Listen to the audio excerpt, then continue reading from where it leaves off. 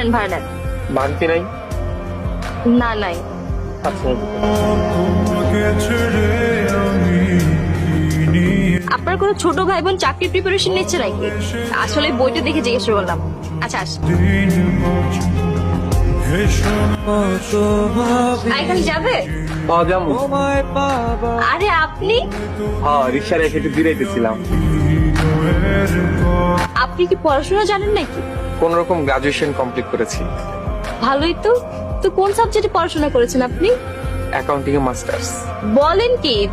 আচ্ছা আপনি আমার একটা উপকার করবেন? জি বলেন।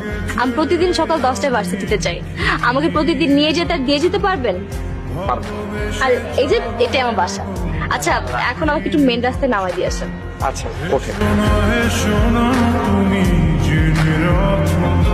আজকে এদিকে না ওইদিকে চল। ভার্সিটি যাইবেন না? ভার্সিটি বন্ধ। তাইলে আমারে আসতে কইছেন কেন? আজকে সারাদিন ঘুরবো। কিন্তু কোন দিক যাইবেন? যেদিকে দুই চোখ যায় ওই দিকে। আপনি রিক্সা চালান।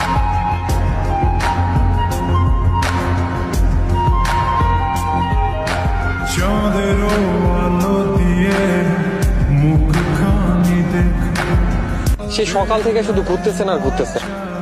কেন? আমার সাথে থাকতে কি আপনার বিরক্ত লাগছে? রিক্সা চালায় আমার ইনকাম হয়। সারাদিন আপনার ইনকাম কত শুনি? কত আর 400-500। এই নেন আপনার 500 টাকা। আমি যতক্ষণ থাকবো আমার সাথে থাকবে।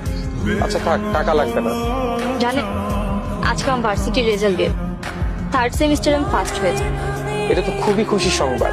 কিন্তু আমার ভাইয়ার ভাবি চায় না আমি আর লেখাপড়া করি। তাইলে তো মন খারাপ হওয়ারই কথা।